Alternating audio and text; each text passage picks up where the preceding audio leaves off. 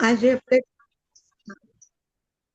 આપણે 5 સુક્તિઓ એક સાથે જ લઈશું, તો કારણ કે એકબીજાથી જોડાયેલી છે. એ કહે છે કે વિતરાગ એટલે શું? વિતરાગ કોને કહેવાય? તો સમો યજો તેસુ સવિય રાગો, સમો ય જો તેસુ સવિય રાગો, જે વિષય, ઇન્દ્રિયો અને મન, આ બધાના સંબંધ જે થયેલા છે પદાર્થ અને ઇન્દ્રિયોના અને મનના, અને એનાથી પછી આપણા મનમાં આ સારા છે, આ ખરાબ છે, આ મને ગમે છે, આ નથી ગમતા, જે મને ગમે છે એટલે જોઈએ, નથી ગમતા એટલે હું કાઢી નાખું, મારાથી દૂર જાય, તો એના પ્રત્યે એક રાગ દ્વેષના ભાવ પેદા થાય છે. બસ આવાનો ક્લાસ ચાલ્યો મારો. મજાને હોના સલા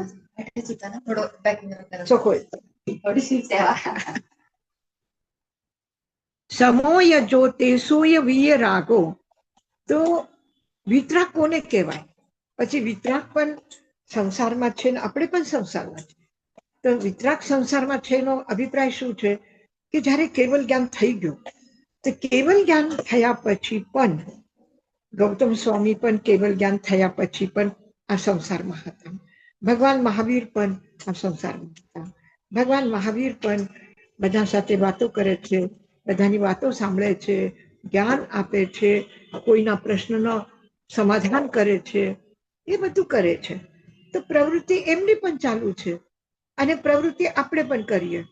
તો પછી વિતરાગ કેવી રીતે અલગ અને આપણે કેવી રીતે નથી વિતરાગ? અને આપણી શું પ્રવૃત્તિમાં તો કોઈ ફરક નથી પડતું. તો કેવી રીતે? તો કે જે વિતરાગ નથી એ લોકો ઇન્દ્રિયાનો ઉપયોગ વિતરાગ પણ કરે છે, સંસારી પણ કરે છે. પણ સંસારી જયારે કરે છે ત્યારે એની પ્રવૃત્તિ રાગ દ્વેષથી ભરેલી હોય છે, રાગ દ્વેષ પૂર્વક કરે છે.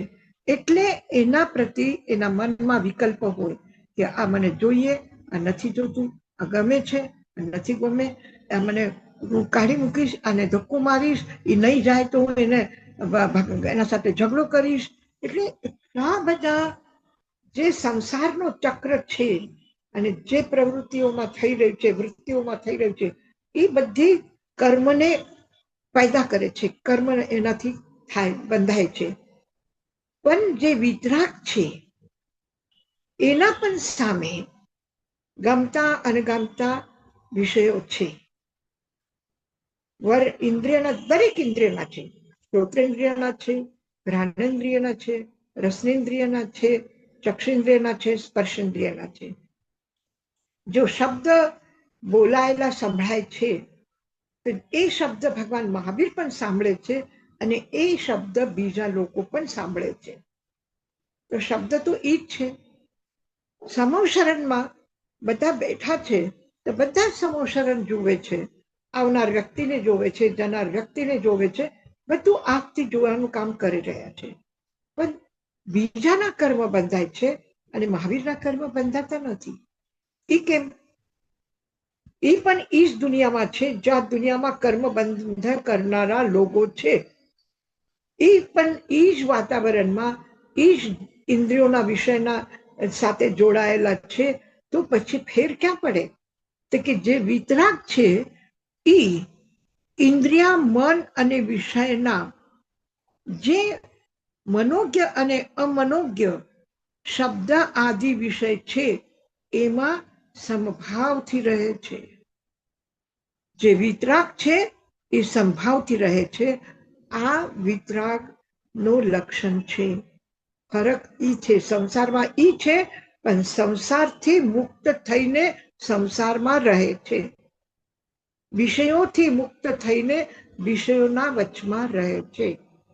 એ કઈ ઇન્દ્રિયોનું બંધ નથી કરતા, સાંભળવાનું કામ બંધ નથી કરતા, સૂંઘવાનું કામ બંધ નથી કરતા, જોવાનું કામ બંધ નથી કરતા. તો આ પહેલા ક્યારે વિતરાગ થવા પહેલા એ આંખ બંધ કરીને ધ્યાન કરતા હતા, એટલે જોવાનું કામ તો ન થયું. હવે તો બરાબર જોવે છે, હવે તો આંખ બંધ કરીને નથી બેસતા સમૂહ શરણમાં. તો પછી એને કેમ? તો એ જે જોવે છે એ સંભાવથી જુએ છે, અને બીજા વ્યક્તિ જુએ છે એ એમાં મનોજ્ઞ અમનોજ્ઞ, આકર્ષણ અપાકર્ષણ, એટલે આસક્તિ અને આસક્તિથી ભગાડવું, અને એને અણગમતું હોય એના પ્રતિ દ્વેષ ભાવ, એના પ્રતિ ઘૃણા, એના પ્રતિ નફરત, એ બધું છે. તો એ જે બધા પ્રવૃત્તિ હોવા છતાં પણ વૃત્તિઓના કારણથી એ અકાયેલા નથી. તો વિતરાગ જે છે એ સંભાવમાં રહે છે, એટલે એને કર્મ બંધ થતા નથી. વિતરાગ જે છે એ સંભાવમાં રહે છે. આ ફરક છે. સંસારી અને વિતરાગમાં એક જ ફરક છે કે એ સંભાવમાં રહે છે અને આપણે સંભાવમાં રહી શકતા નથી. હા, બોલો. આપણે પ્રવૃત્તિ કરીએ તો એમાં કોઈક જાતની ડિઝાયર હોય કે મારે આ પ્રાપ્ત કરવું છે, એટલે હું આ કરીશ. તો જે વિતરાગ હોય, કેવલી ભગવંત હોય, એમની પ્રવૃત્તિ કેવી રીતના થાય? એમને રાજગીરી આવું છે તો એ નક્કી કરે કે મારે રાજગીરી જવું છે, એની ડિઝાયર તો હોય નહીં, તો કેવી રીતના પ્રવૃત્તિ એમની થાય? એની પ્રવૃત્તિ જે થાય છે એ રાગ દ્વેષના ભાવ વગર થાય છે. એનો કોઈ વિકલ્પ નથી, કોઈ ઈચ્છા નથી, કોઈ આકાંક્ષા નથી કે એ મારી રાહ જુએ છે કે એ અહીંયા હું જઈશ તો વધારે દીક્ષા થશે, કે બધા સમૂહશરણમાં વધારે લોકો લાભ લેશે. આવા કોઈ વિકલ્પ નથી. બસ એક સહજ ભાવ થઈ રહ્યો છે. એના જે અઘાતી કર્મ છે એ કર્મના હિસાબથી એ પ્રવૃત્તિ થવાની છે, અને એ પ્રવૃત્તિ થઈ રહી છે. એ ખાલી જોવે છે, એ ખાલી દ્રષ્ટા છે. એક મહાવીરનું શરીર નૌકામાં બેઠો છે, એ રાજગ્રહીથી વૈશાલી જઈ રહ્યું છે. એ જેવી રીતે બધા લોકો જુએ છે કે મહાવીર નૌકામાં બેઠા છે અને જઈ રહ્યા છે, એવી રીતે મહાવીરની આત્મા પણ પોતે જ્ઞાતા ભાવમાં એને જુએ છે. એની કોઈ ઈચ્છા નથી કે મારે વૈશાલી જવું છે, હવે રાજગ્રહનો બહુ લાંબુ એ છે કે અત્યારે નૌકાથી જવું છે કે રસ્તાથી જવું છે. આવા કોઈ વિકલ્પ નથી. હવે બીજી શું? હા, એવિંદિયથા યમનસ્સ અથા દુઃખસ્સ હેવું મનુયસ્સ રાગિનો તેચેવ થોવંપિ કયાવિ દુઃખમ ન વિય રાગસ્સ કરેન્તિ કિંચિ. એવિંદિયથા, એ જે રાગાત્મક છે એ એટલે ઇન્દ્રિયોના વિષય. એવિંદિયથા, ઇન્દ્રિયોના વિષય, અને મનસ્સ અથા, મનના વિષય. એ શું છે? દુઃખસ્સ હેવું, આ દુઃખના હેતુ છે. મનુયસ્સ રાગીનો, જે રાગ ભાવથી ગ્રસ્ત છે એવા જે મનુષ્ય છે, એના માટે ઇન્દ્રિય અને મનના વિષયો દુઃખના હેતુ છે. તે ચેવ થોવંપી કયાઈ દુઃખમ ન વિય રાગસ્સ કરેન્તિ કિંચિ. જે વિતરાગ છે એ વિતરાગ પરમાત્માના ન કરેન્તિ કિંચિ, એને કોઈ પણ દુઃખ જેવું હોય નહીં. એ દુઃખી થતા નથી, એને કોઈ પણ વિષય દુઃખી કરતા નથી. વિષય તો છે પણ એ વિષયો વિતરાગને દુઃખી નથી કરતા, પણ રાગાત્મક અને દ્વેષાત્મક જેમની વૃત્તિઓ છે, જે રાગ દ્વેષના ભાવ છે, આ વ્યક્તિને એ વિષયો દુઃખી કરે છે. તે ચેવ, જે એને દુઃખી કરે છે એ જ બધા વિષયો કયાવી દુઃખમ ન કરેન્તી, કદાચિત પણ કિંચિત માત્ર પણ દુઃખ એ વિતરાગને નથી આપી શકતા. સંસાર છે સંસારના વિષયો છે, શરીર છે, ઇન્દ્રિયો છે, મન છે, બધું છે અને એક સરખું છે. જે સંસારીને છે એ જ વિતરાગ પાસે છે અને છતાં પણ બહારના વિષયો વિતરાગને દુઃખી કરી નથી શકતા અને સંસારી એમાં દુઃખી હોય છે. આ ફરક છે.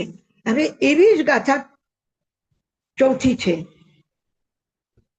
ન કામ ભોગા સમયમ ઉવેન્તી નયા વિભોગા વિગઈમ ઉવેન્તી તે તપ ઓસીય પરિગહીય સો તે સમોહા વિગઈ ઉવેયી.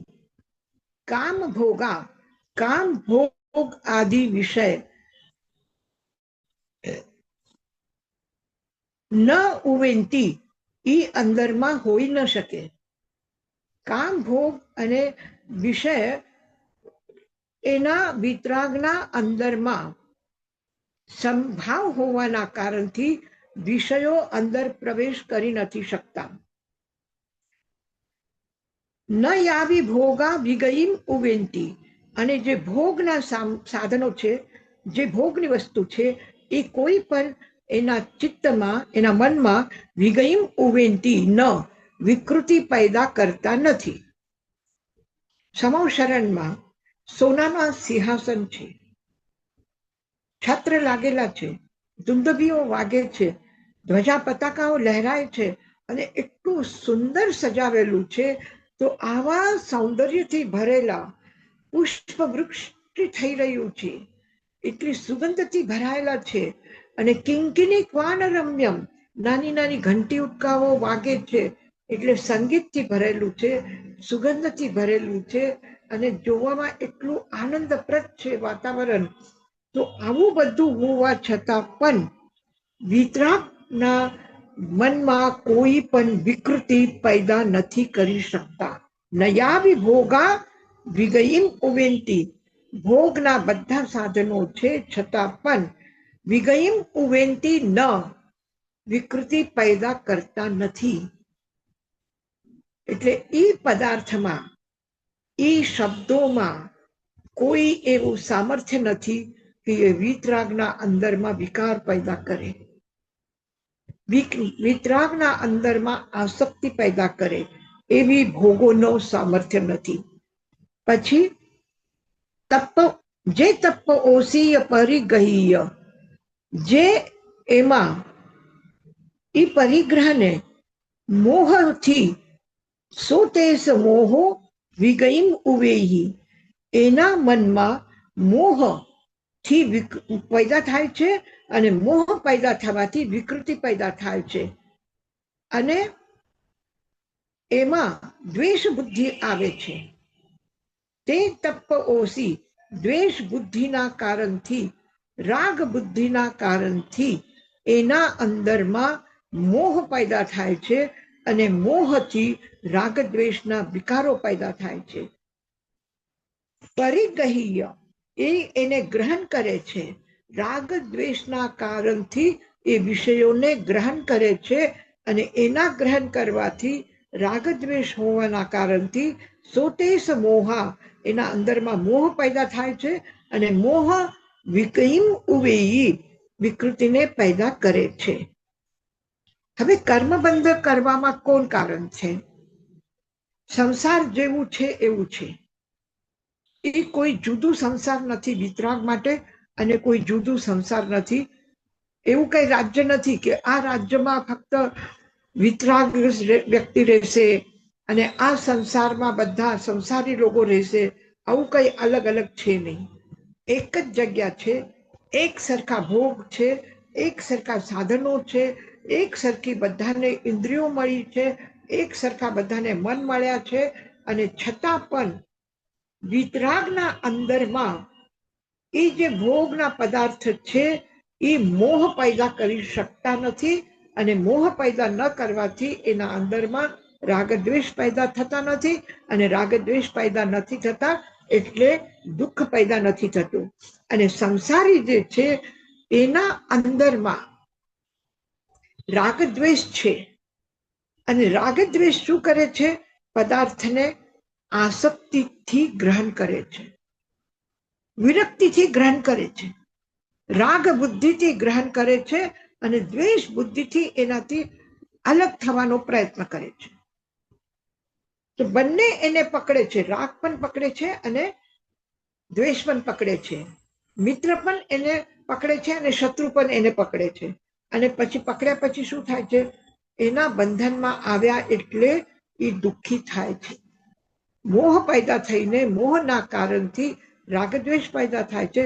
રાગદ્વેષના કારણથી આસક્તિ પેદા થાય છે અને આસક્તિ પેદા થઈને એ વિષયોને ગ્રહણ કરે છે. અને ગ્રહણ કરવાથી એનાથી કર્મ બંધ થાય છે. અભિધાનમાં ન રસઠ્ઠાએ ભુંજીજા જવનઠ્ઠાએ મહામુનિ. મહામુનિ રસ લોલુપ થઈને ભોજન ન કરે, રસ માટે ભોજન ન કરે. જવનઠ્ઠા એ મહામુનિ જીવનની યાત્રા માટે, જવનઠ્ઠાએ અઠ્ઠાએ યાત્રા માટે, જીવનની યાત્રા માટે જેટલું આયુષ્ય મળ્યું છે એ આયુષ્યનો જેટલું જીવન પ્રાપ્ત છે એ જીવન જીવવા માટે મહામુનિ ભુંજીજા એટલે જમે, વિષયોને ગ્રહણ કરે. ન રસઠ્ઠાએ એમાં આસક્તિ થઈને, એમાં મોહના રાગદ્વેષના રસના કારણથી નહીં ગ્રહણ કરે. અવુલમ સુસંપત્તા ઉમાં જસ નથી. જે અતુલ સુખ છે, અવુલા અતુલ સુસંપત્તા સુખની સંપદા છે. કોને? મોક્ષ જે રાગદ્વેષથી મુક્ત થઈ ગયા, જે વિતરાગ છે એની અતુલ સુખ સંપદા છે. કોઈ એની તુલના ન કરી શકે, કોઈ એને તોલી ન શકે એવી એની સુખ સંપદા છે કે જેના માટે ઉપમા જસ નથી, એના માટે કોઈ ઉપમા નથી. કારણ કે ગણિતની બહાર થઈ ગયા, તમે સંખ્યાથી એ બહાર થઈ ગયા. એના માટે ગણવા માટે આપણા પાસે કોઈ સંખ્યા નથી. પછી આપણે કઈ શું કરીએ? જ્યારે આપણા પાસે કોઈ સંખ્યા ન હોય ત્યારે આપણે શું કરીએ? પછી આપણે એને સાગરોપમ, સાગરની ઉપમા આપીને એની કરે. તો કે ઉવમા જસ નથી, એની કોઈ પણ ઉપમા આપી શકતા નથી. એ કેટલા સુંદર છે, કોઈ ઉપમા નથી. આપણે કોઈનો પણ સારો ચહેરો હોય, મોઢું બહુ રૂપાળું હોય તો આપણે કહીએ કે ચંદ્રમા જેવું મોઢું છે. પણ ભગવાનને શું ઉપમા આપીએ? વિતરાગને શું ઉપમા આપીએ? એનાને એટલું સુંદર છે, એટલું સુંદર છે કે દુનિયામાં એની સુંદરતાની જેમ કોઈ વસ્તુ નથી કે આપણે કહી શકીએ કે એના જેવા એ સુંદર છે. આપણે કહીએ એની વાણી કેટલી મીઠી છે, અરે અરે શું બોલે છે, મિશ્રીના બોલ બોલે છે. તો આપણે ખરી સાકરની ઉપમા આપીએ, કેટલા મીઠા છે એના બોલ. પણ આપણા જેવાના માટે ઠીક છે, આ ઉપમા છે.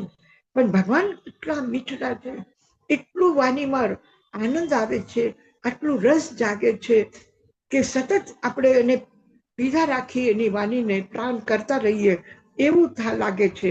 તો એની કોઈ ઉપમા નથી કે રસગુલ્લા જેવા મીઠા છે, કે ખાંડ જેવા મીઠા છે, કે મિશ્રી જેવા મીઠા છે. એ આપણે કોઈ ઉપમા આપી શકીએ? દુનિયામાં એના જેવું મીઠાશથી ભરેલું, એના જેવું સુંદરતાથી ભરેલું અને એના જેવું સત્ય દુનિયામાં ક્યાંય નથી.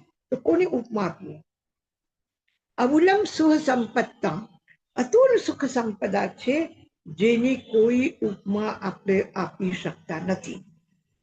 તો જે છે સુખ, જે છે સારું, એ બધું કોણ છે? વિતરાગ પરમાત્મા.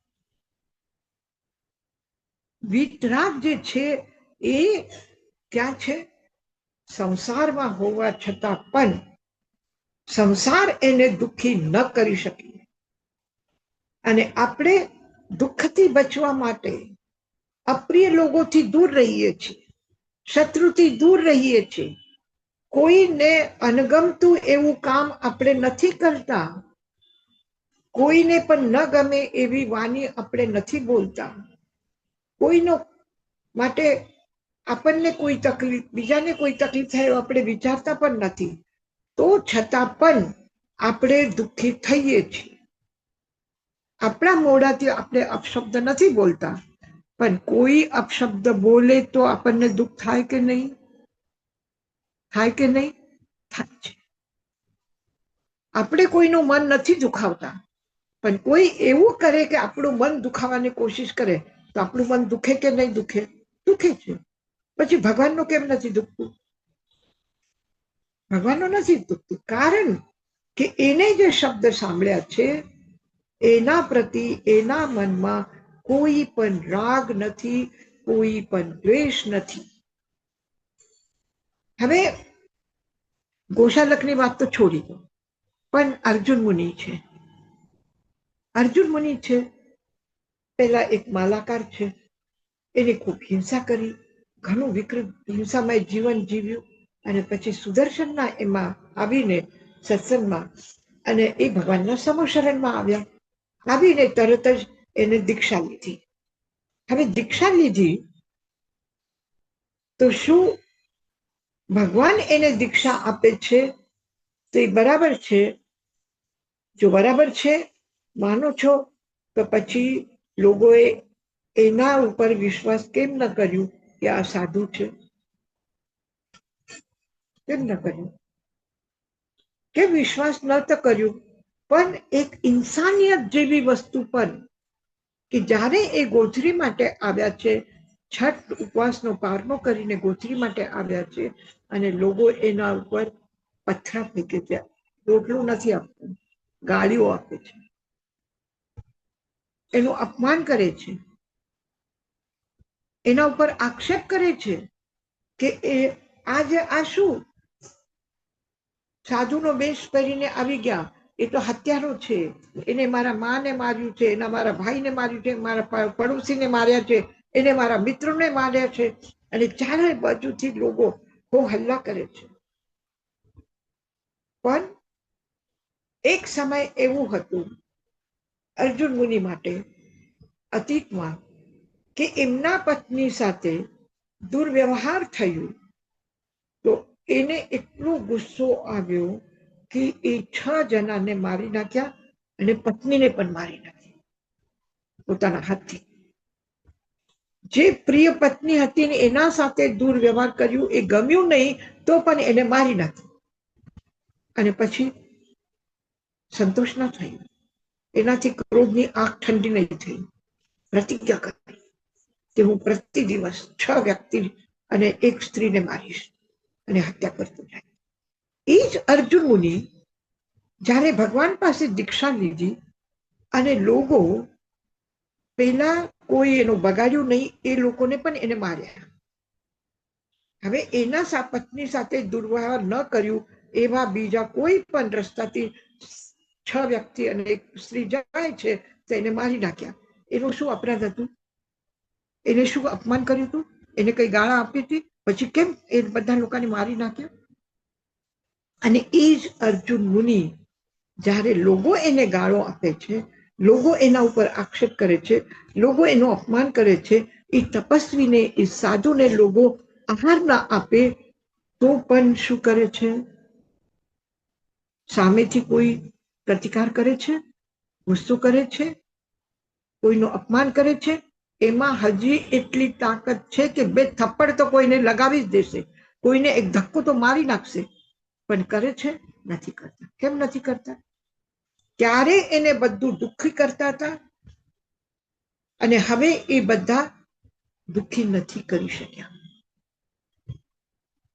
અને જ્યારે ભગવાન પણ સાંભળે છે કે અર્જુન મુનિ સાથે આવો ગલત વ્યવહાર થયો છે,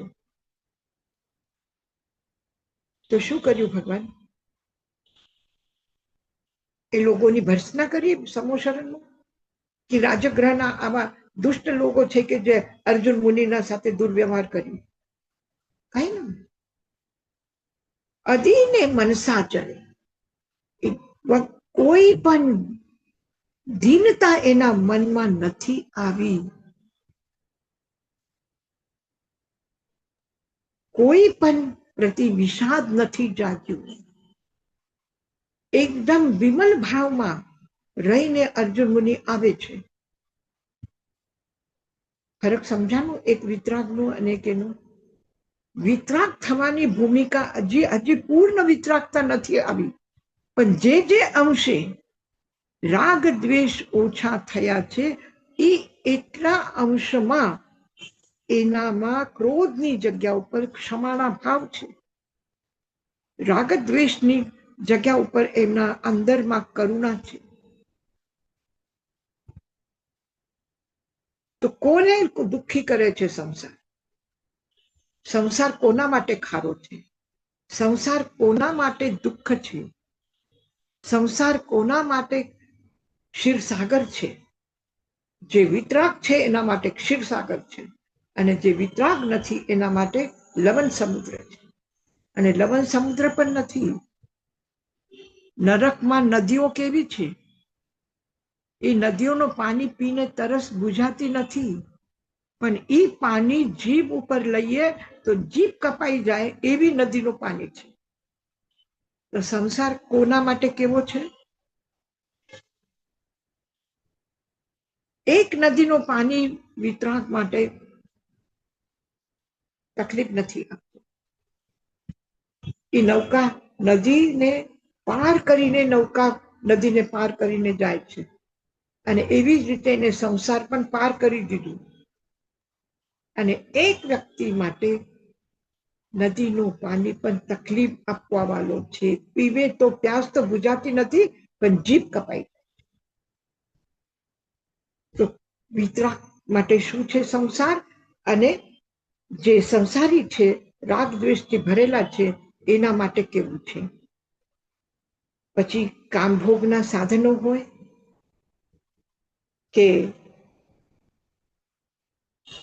પ્રિય હોય કે અપ્રિય હોય, ગમે તેવા હોય, એ વ્યક્તિના અંદરમાં ઇન્દ્રિયોના વિષય કામ ભોગ કે કોઈ પણ પરિગ્રહ, કોઈ પણ એને તકલીફ આપવા વાળો નથી. એ તકલીફ આપી જ ન શકે. આવી ધ્યાનમાં.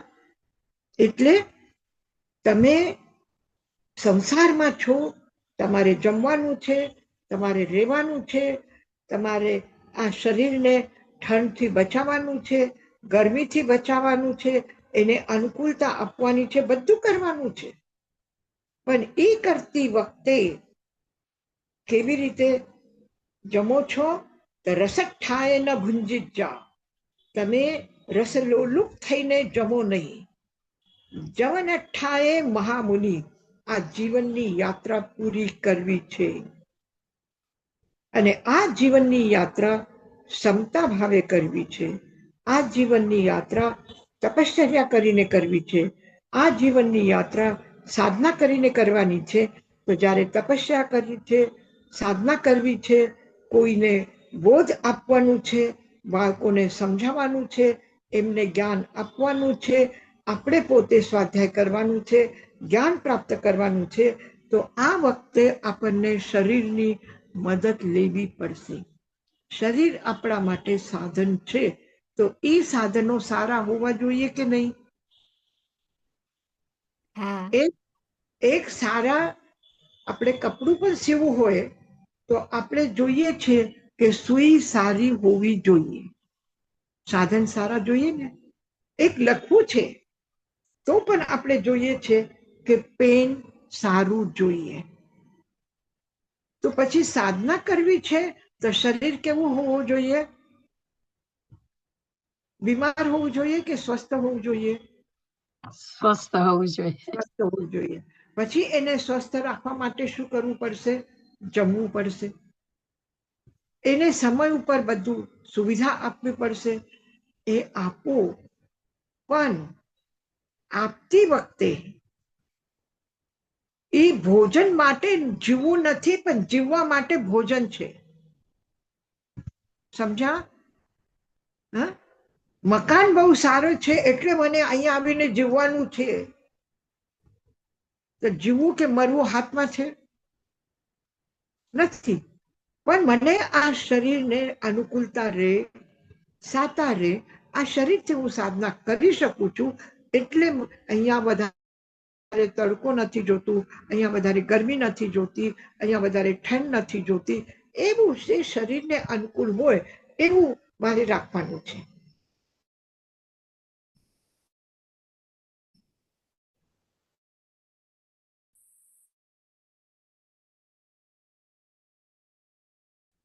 એને એની ડિમાન્ડ મારે ખાલી છે કે નહીં, બારે કાઢો તો આપણે ધક્કો મારીને બારે કાઢશું ને? નહીં. શું કામ નથી ગમતું? હું આ મકાનમાં રહું છું તો મારી સાથે બીજા વ્યક્તિ પણ રહી શકે છે, એનો પણ હક છે, એનું પણ આ મકાન છે, તો મારે ઝઘડા શેના માટે છે? અને આ મારા માટે છે, બરાબર છે, પણ મારું નથી. મારા માટે છે, હું રહું, મારાથી રહેવાય છે અહીંયા, પણ હું રહું છું, હું માલિક છું, એટલે માલિક બનીને નહીં રહેતા. એક સહયોગી છે. મકાન મારી સહયોગ કરે છે, વસ્ત્ર મને સહયોગ કરે છે, પરિવારના લોકો મારા સાથી સંગી છે, એના સાથે ઝઘડો કરીને, એનું અપમાન કરીને, એને દુઃખ પેદા કરીને રહેવાનું, તો પછી હું સાધના કેવી રીતે કરું? સાધના જ્યારે કરવા બેસીએ ત્યારે પછી એ બધું જ માથામાં ભમતું હોય છે. કોને ઝઘડું કર્યું, કોના સાથે ઝઘડું કર્યું, કોના અપમાન કર્યું, કોનું એ કર્યું, તો સંભાવ તો આવતું જ નથી. પછી તો સંભાવને આવવા માટે રાગ દ્વેષની જેટલી પ્રવૃત્તિઓ છે એટલું આપણે ઓછું કરીએ. હું મકાનમાં રહું છું, પણ મારા મકાનમાં હું નથી રહેતી. આ મકાન કોનું છે? આ ઈટ પથ્થરનું મકાન છે. એ ઈટ પથ્થરથી બનેલું છે. એમાં જે લાગ્યું છે, એમાં જે લોકોએ પસંદ કર્યું છે, એના રુચિ પ્રમાણે, એની સગવડતા પ્રમાણે આ લોકો બનાવ્યું છે. એટલે બધાનું છે, મારું નથી. તો એમાં આસક્ત થઈને નથી રહેવું, પણ અનાસક્ત ભાવથી રહીને આપણે આ જીવનમાં આ યાત્રા કરવી છે. એ યાત્રામાં જેટલું આવશ્યક છે, જેટલું ઉપયોગી થઈ શકે છે, અને એનો ઉપયોગ કરીને પણ હું એનાથી વધારે કોઈને આપી શકું. જેટલું હું લઉં છું એનાથી હું વધારે આપી શકું. તો આ મારું વિતરાગપણું છે, અને આ વિતરાગ થવા માટે આ આપણી સાધના છે, આ આપણી ભક્તિ છે. અને એ ભક્તિ કરતા કરતા, આ પ્રભુના વાણીનો સ્વાધ્યાય કરતા કરતા આપણા જીવનમાં સમભાવ આવે. આ જીવનમાં સંભાવ આવે એનું મતલબ એ છે કે ખરાબ દૃશ્ય જોઈને અને એના પ્રતિ મારા મનમાં કોઈ પણ દ્વેષ બુદ્ધિ નહીં આવે. સારું, ગમતું, મનોજ્ઞ, પ્રિય છે દૃશ્ય, તો એ દૃશ્ય પ્રતિ મારી કોઈ આસક્તિ ન હોય. પિક્ચર તમે જુઓ છો, તો પિક્ચર જ્યારે જુઓ ત્યારે ખબર છે કે આ બધી શું છે?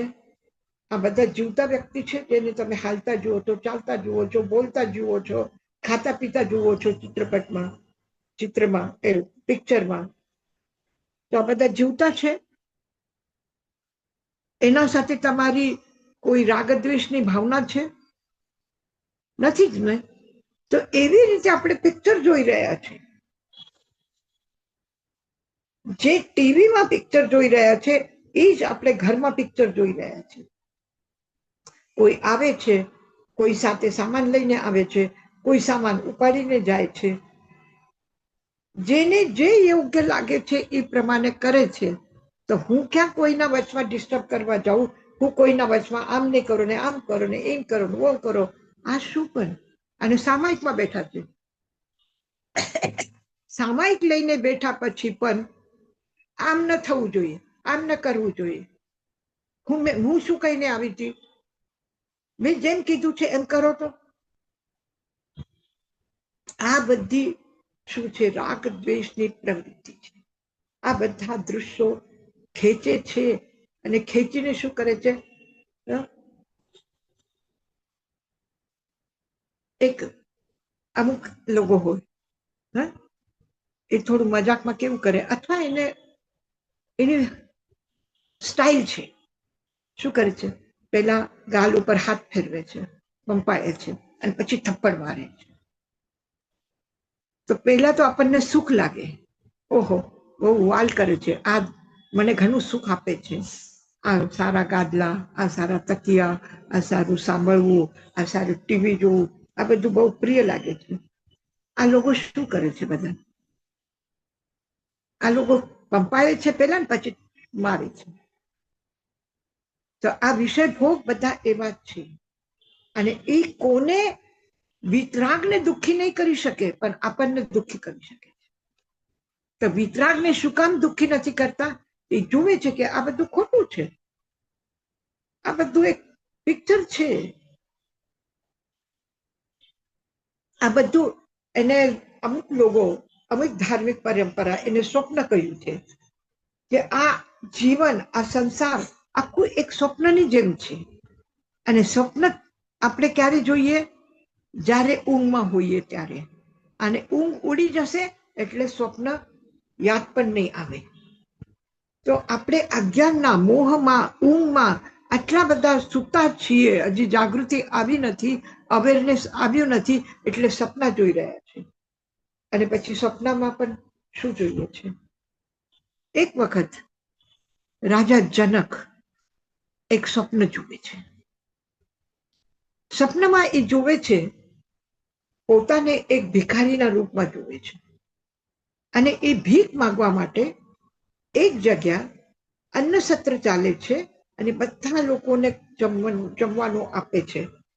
એ જુએ છે કે અરે અહીંયા તો બધા આટલા બધા લોકોને જમવાનું મળે છે, એટલે ચાલો હું પણ જાઉં, મને પણ અહીંયા જમવાનું મળશે અને ઘણું બધું હું લઈ આવીશ. તો 2-4 દિવસ ચાલશે, મને ભીખ નહીં માંગવી પડશે તડકામાંથી. તો ચાલો ગયા તો લાંબી લાઈન લાગે. એ વિચારે છે હમણાં નંબર આવે, હમણાં નંબર આવે મારો, હમણાં વારો આવે. હવે થોડું કપટ આવ્યું મનમાં. બીજાને ધક્કો મારીને આગળ જવાની કોશિશ કરી, તો બધા એને ધક્કો મારીને હજી પાછળ કરી દીધું. પાછળ દુઃખી થયા. હવે શું કરું? ચાલો લાઈનમાં ઉભા રહીએ. પછી જુએ છે વારા ઘડે ઉચકીને, અરે ત્યાં અંદર રસોડામાં કેટલું છે, બધાને ખતમ થવા આવ્યો કે નહીં? અહીંયા તો લાઈન ખતમ થવા નથી આવી, મને મળશે કે નહીં? કે મારો વારો આવે ત્યાં સુધીમાં બધું ખતમ થઈ જશે, બધા આગળના લોકો ભરી ભરીને લઈ જશે. આટલા વિચારો, આટલો દુઃખી, આટલો પરેશાન થાય છે કે બસ. અને જેમ તેમ કરીને બધા એના આગળના લઈને નીકળી ગયા, ને એનો વારો આવ્યો તો ઓલો આપનાર વ્યક્તિ કહે છે હવે ખતમ થઈ ગયું, હવે જાઓ પાછા બધા. કે ના ભાઈ, એને જે ચોટેલું હશે ને વાસણને, તપેલાને જે ચોટેલું હશે ને, એ તો મને કાઢીને આપને. અને જો તારાથી નહીં થાય તો લાવ મને આપી દે વાસણ, હું પોતે પોછીને લઈ જેટલું હોય. જેવું તેવું કરીને ચમ્મચ પોસી લીધું, વાસણ પોસી લીધું, અને બધું ખરીને કાઢીને લઈને વાસણમાં ભેગો કરીને ત્યાંથી નીકળ્યો એટલે એક કૂતો આવ્યો, જોરથી ભો ભો કરતો એકદમ, અને એક ઝપાટો માર્યો એના ઉપર. એના હાથમાંથી વાટકું પડી ગયું અને કૂતરાએ ચાટીને ખાઈ લીધું. બિચારાને કાંઈ ન મળે. અને જેવી રીતે કૂતરો ઝપટ્યો ને ખાવા માંડ્યો એટલે એની ઊંઘ તૂટી ગઈ. પછી જોયું તો આટલા સુંદર મહેલમાં બિછાના ઉપર છું હું તો પછી એ કોણ હતો ભિખારી? એ ભિખારી પણ હું જ હતો ને, અને આ રાજા પણ હું છું. એના મનમાં પ્રશ્ન જાગ્યો કે હું રાજા છું કે હું ભિખારી છું? કોણ છું હું? એને બધા દરબારીઓને બોલાવ્યા, બધા પંડિતોને બોલાવ્યા, અને બધાને પૂછ્યું કે જો આવી આવી વાત છે, હું કોણ છું, રાજા છું કે ભિખારી છું? કોણ છું, રાજા છું કે ભિખારી છું? એક સંસારી હોય તો એ કહેશે કે અરે આ સપ્તાહમાં તો આપણે ઘણું બધું જોઈએ, એમાં શું છે, અત્યારે જે છે ભોગી લો ને. સપનું ખોટું, આ સપનું ખોટું છે તો સંસાર પણ ખોટું છે. શું એમાં આનંદ લો છો? જો એમાં આનંદ લેવ છો અને એવું આવે સપનામાં કે હું રાજા છું અને રાજ દરબારમાં નૃત્ય ગાન ચાલ્યા છે, બધા લોકોને શરાબ આપવામાં આવે છે, બધા લોકો પી પીને મસ્ત થયા છે અને નાચવા માંડ્યા છે, એ કરે છે, અને ત્યારે તમને લાગે બહુ સારું છે, હું રાજા છું. પછી જે સ્વપ્નમાં જોયું છે એ હવે પાછું આપણે જોઈએ, આપણે આવું જ કરીએ, પાછા નાચગાન કરવા વાળાને બોલાવીએ. તો શું છે? ખોટું છે. ખોટું છે તો પછી કેમ સાચું? રાજાને પ્રશ્ન છે, આપણને પણ પ્રશ્ન ઉભો થાય કે નહીં, શું સાચું છે કે ભગવાન મહાવીર કહે છે કે આ સ્વપ્નની એની કલ્પનામાં જવા દો, તમને ન સમજમાં આવે તો, પણ એવું જીવન જીવ્યા છે, વર્તમાનમાં પણ એવું જીવન જીવ્યા છે ઘણા લોકો કે જે એક સમય હતું કે એના પાસે કાંઈ નહોતું અને હવે મહેલો ઉભા કર્યા છે, હવે ઐશ્વર્યના અંબાર લાગ્યા છે. તો સાચું શું છે અને ખોટું શું છે? એવું પણ થયું છે કે પૂર્વ જન્મમાં નીચ ગોત્રમાં રહ્યા, એવું જીવન જીવ્યા છે કે એકદમ કુરૂપ, એકદમ નિંદિત એવં ઘૃણિત જીવન જીવ્યા છે, અને હવે એકદમ સારા સમાજમાં પ્રતિષ્ઠિત, ઐશ્વર્યવાન, દયાવાન, કરુણાવાન, હવે બહુ સારા જીવે છે, બહુ ઉચ્ચ ગોત્રમાં જન્મ લીધું છે. તો કેવી રીતે જોવાનું છે? મારા આસપાસમાં પણ સાધારણ વ્યક્તિ છે અને હું પણ છું, તો મારે કેવી રીતે શું વિચારવું? એ સુક્તિ આપણે કરી છે, એથી વિચારી લેજો. ન હરિસે નો, તમે એનો હર્ષ પણ નહીં માનો, અને જે બિચારા બીજા લોકો ખરાબ હાલતમાં છે એની અવહેલના પણ નહીં કરો, એનો તિરસ્કાર પણ નહીં કરો, કારણ કે આપણે ઘણા જીવન પહેલા, ઘણા જીવનમાં નીચ ગોત્રમાં જન્મ્યા છે, અપમાનિત થયા છે, ગંદુ જીવન જીવ્યા છે, એટલે આ લોકોનો પણ તિરસ્કાર નહીં કરો, અને જે સારા છે એવા પણ વૈભવમાં પણ આપણે રહીને આવ્યા છે, સ્વર્ગમાં પણ આપણે જઈને આવ્યા છે, તો એનો પણ અહંકાર નહીં કરો. નો હરિસે નો કુપ્પે, બીજા ઉપર ક્રોધ પણ નહીં કરો, અને મને કેટલું સારું મળ્યું એનું તમે અહંકાર પણ નહીં કરો. એટલે કેવી રીતે રહો? વિતરાગ ભાવમાં રહો, રાગ દ્વેષ વગર રહો. જે પણ સારું મળ્યું છે એ મારું ભાગ્ય છે, મારું સૌભાગ્ય છે, મારી કમાઈ છે, હું કેટલું યોગ્ય છું, આ અહંકારમાં નહીં જીવું. એ અહંકારથી મુક્ત થઈને રહો, અને કોઈ એવા બીજા સાધારણ છે એનો અપમાન કરીને નહીં રહો, કોઈનું અપમાન પણ નહીં અને પોતાનું અહંકાર પણ નહીં. પોતાના મનમાં નથી મારા પાસે અને બીજા પાસે છે, તો જેના પાસે છે એની ઈર્ષા પણ નહીં કરો, એના પ્રતિ દ્વેષ બુદ્ધિ બી નહીં કરો, અને મને જોઈએ જોઈએ જોઈએ, પછી એના માટે મને જે પણ કંઈ કરવું પડે એ હું કરું, આવી ભાવના પણ નહીં રાખો, આવી આસક્તિ પણ નહીં રાખો. એટલે આ બંને પરિસ્થિતિઓમાં સમભાવ, એટલે રાગ દ્વેષ વગર. સમભાવનો અર્થ સમજી લેજો કે રાગ દ્વેષ વગરના ભાવ હોવા જોઈએ, અને એ હોય તો આ સંસારની કોઈની તાકાત નથી, કોઈ એવો વ્યક્તિ નથી, કોઈ વ્યક્તિની શક્તિ નથી કે મને દુઃખી કરી શકે છે, કોઈની તાકાત નથી. આ વિધાનમાં અવુલમ સુહ સંપત્તા ઉમાં જસ નથી. આ અતુલ સુખ સંપદા છે કે એના સામે બધા દુઃખો નહીં જેવા થઈને રહે છે. દુઃખો છે, પણ એ દુઃખો કેવા છે? એ દુઃખ રૂપ નથી એવી રીતે એ લોકો રહે છે. હું કેવી રીતે રહું છું એ નહીં, એ કેવા રહે છે, એ મને દુઃખ આપી ન શકે એવી રીતે રહે છે. એ દુઃખ રૂપ નથી એ મને રહે છે. અને હું કેવું છું? હું સુખ સંપદા, હું સુખ સંપદાથી ભરપૂર છું. અતુલ છે મારી સુખ સંપદા, અને મારી સુખ સંપદાની દુનિયામાં કોઈની ઉપમા નથી. એટલું હું અનુપમ છું, અનુપમ છું હું.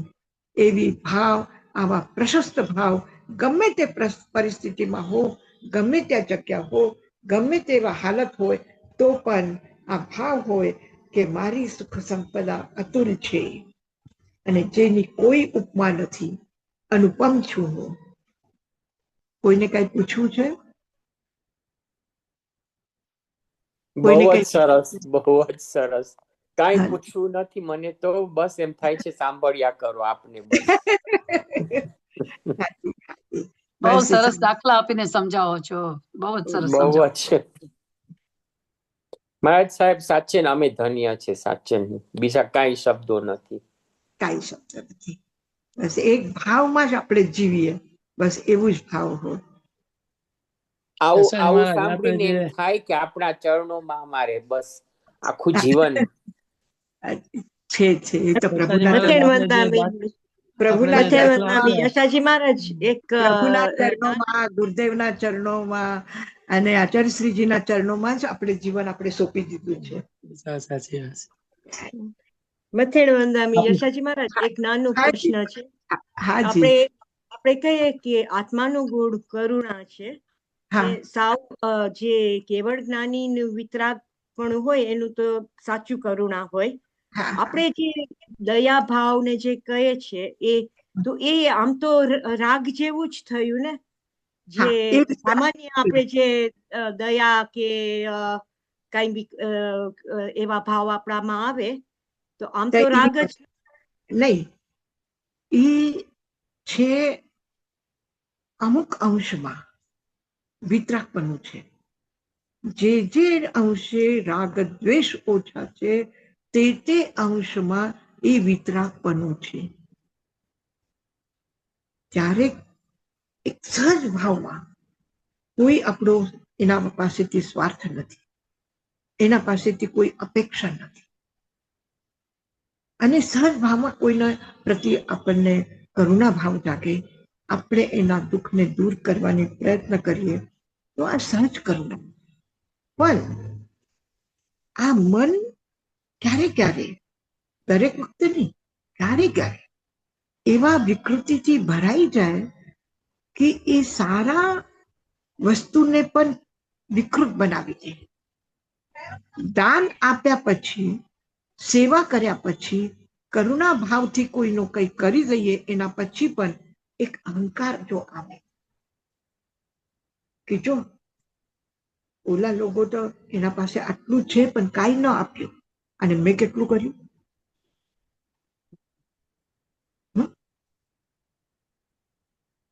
હું આ કરું, હું આ આઈ કેમ્પ કરું, હું આ ઉપાશ્રયમાં એ કરું, શા માટે કરું? મને ઓળખવા જોઈએ બધા, મેં કર્યું છે બધાને ખબર પડવી જોઈએ. એટલે બધા મારા આસપાસના લોકોને બોલવું જોઈએ કે હા મેં કર્યું છે. એ થઈ ગયું નથી, આ મેં કર્યું છે. તમે શું બોલો છો? આ કેટલું સરસ થયું. અરે થયું નથી, મેં કર્યું છે. ત્યારે કોઈના પણ એવા શબ્દો સાંભળીને ગુસ્સો આવે ને આપણે બોલી દઈએ તો એક સારું, એટલું સારું કર્યું, પણ કરીને પણ આપણે શું કરી દીધું? આટલું સારું દૂધ આપણે રાખ્યું અને એમાં એક શું કર્યું? વાસણને સાફ ન કર્યું, ગંદા વાસણમાં દૂધ મૂકી દીધું તો શું થઈ ગયું? ફાટી જશે. આ વિકૃત મનમાં આપણે પછી એટલું સારું કરીને પણ તો આ થોડુંક બચાવવાનું છે. કે જે આટલું કરુણાનું ભાવ, નિષ્કામ ભાવ હતું, એને આપણે કામનાથી ઢાંકણું ન મૂકી દઉં. એ થોડુંક આપણે અલગ રાખીએ. થેન્ક યુ યશાજી મહારાજ.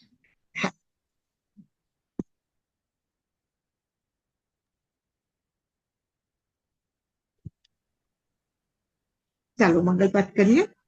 હાજી. નમો અનંતાનંદ, નમો સિદ્ધાનંદ, નમો આયર્યાનંદ, નમો વચ્છાયાનંદ, નમો લોએ સર્વસાહુનમ.